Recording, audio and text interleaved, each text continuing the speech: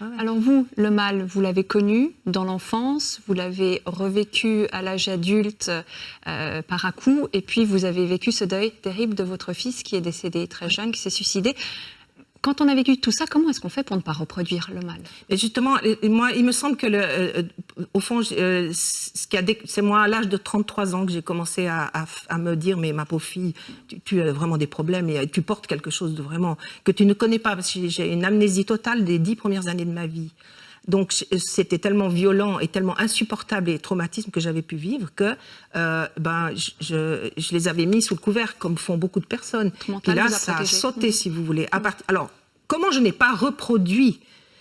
Qui le sait jusqu'à quel point j'ai reproduit des choses des souffrances qu'on m'avait infligées. En tout cas, ce qui est certain, c'est que je constate que, c'est les chiffres qui le disent, l'écrasante majorité des personnes qui ont subi des grandes souffrances, maltraitances ou blessures pendant l'enfance ne les reproduisent pas. Ça, c'est un chiffre officiel.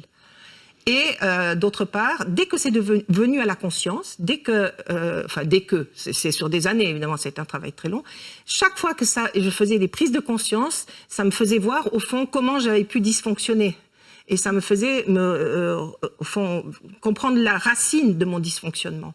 Et du coup, ça me permettait de beaucoup moins reproduire plutôt des souffrances psychologiques. Je pense quand on est comme ça, donc inconscient de soi-même. La plupart des personnes qui ont été maltraitées sont résilientes, en fait, ne reproduisent pas.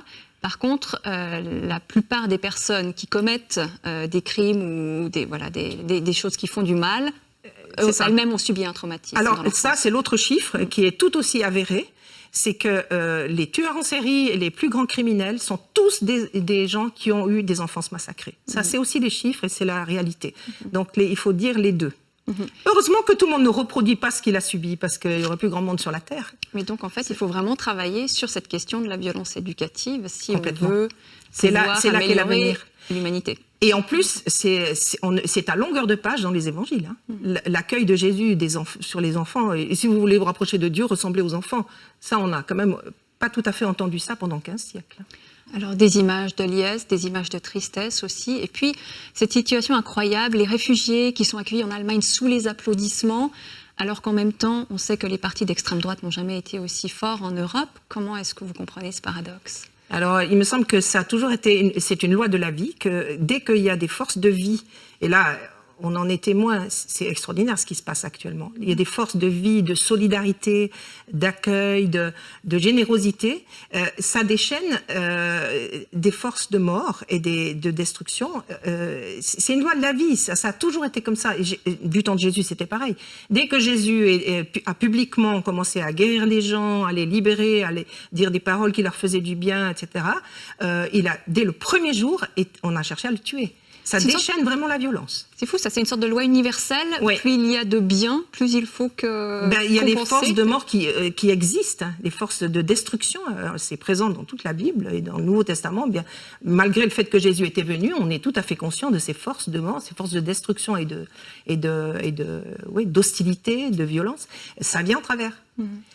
Ces forces de mort, alors, on pense bien sûr à la terreur djihadiste. Est-ce que vous avez de la bienveillance même pour les djihadistes, les tabassades ? C'est une chose que j'ai même, dans certaines conférences, j'ai demandé est-ce que quelqu'un a prié pour les djihadistes dans cette salle. Il y a un grand silence. Parce que, en fait, là, je suis influencée, mais ça me rejoint très profondément. Je suis membre de l'ACAT depuis à peu près 35 ans. C'est l'Action des chrétiens pour l'abolition de la torture.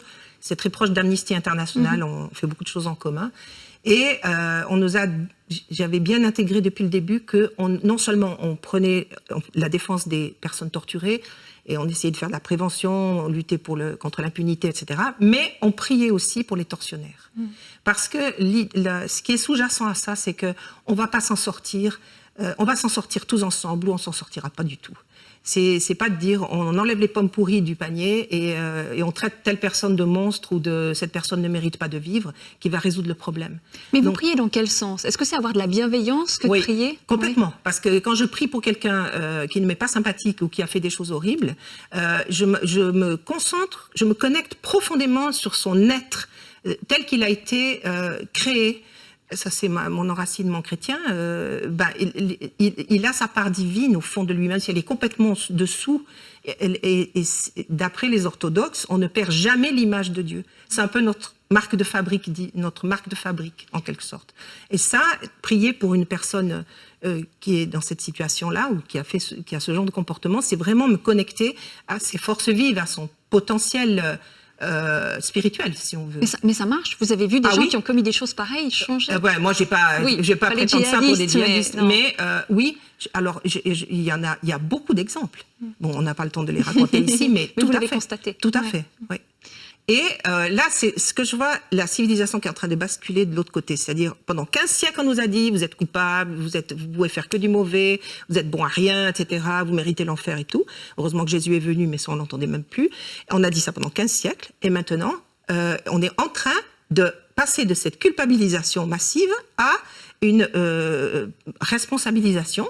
Parce que les gens, aujourd'hui, si on regarde autour de nous, mais on en a des exemples tous les jours, dans les journaux télévisés, sur les réseaux sociaux, ça en est plein, vraiment d'actes, d'engagement, d'initiatives, de solidarité, d'accueil, de respect des autres, d'empathie, et des choses très concrètes. Quels sont les ferments de cette responsabilisation? Qu'est-ce qui, aujourd'hui, fait qu'on arrive à passer à ça, à changer, comme vous dites, de la culpabilité à la responsabilité? Alors là, vous me posez une colle, mais c'est sûr qu'on est, en tout cas, là je peux parler que de l'Occident, mais il me semble qu'en Occident, on est en train de reprendre pied dans notre réalité humaine et de l'aimer, d'aimer notre réalité humaine, notre condition humaine, la société dans laquelle nous vivons, le monde dans lequel nous sommes. Et ça c'est vraiment un grand tournant, parce que quand même, comme je reviens toujours avec ces siècles-là, ça a été quand même un sacré bourrage de crâne.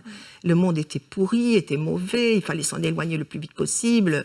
Et il me semble que ça, c'est le bon côté de la sécularisation et du fait que les gens se déparasitent d'un certain enseignement de l'Église traditionnelle, c'est d'accéder à ce désir de responsabilité, de prendre les choses en main, d'exercer sa liberté, mais en respectant la liberté des autres. Il y a quelque chose il y a un enjeu énorme aujourd'hui. Et les jeunes, regardez les jeunes. Les jeunes, ils ont pas eu cette catéchèse. On peut le regretter, mais au moins il y a une fraîcheur et une envie que ça change, et ils en ont les moyens, je trouve. Enfin, quand on voit ce qui se passe actuellement, ça vous donne vraiment envie d'être optimiste. Moi, en tout cas, je trouve cette époque passionnante. Noël, c'est l'incarnation, si on veut bien dire, d'un être humain qui vient dans ce monde et qui vraiment accède à 100% à sa part divine. Et nous montre le chemin, de sorte. Alors, pour moi, c'est un chemin de bienveillance, franchement. Si je veux bien résumer ce qui a été dit du haut des cieux au berger dans l'évangile de Luc, là, paix sur la terre, etc., il est question il y a cette bienveillance qui ne peut pas s'incarner, on va dire, sur cette terre, si elle passe pas par moi, par vous, par les autres êtres humains. Donc, c'est des travaux pratiques tous les jours. C'est ça que ça m'inspire. Merci beaucoup Lita Bassett d'être venue sur ce plateau.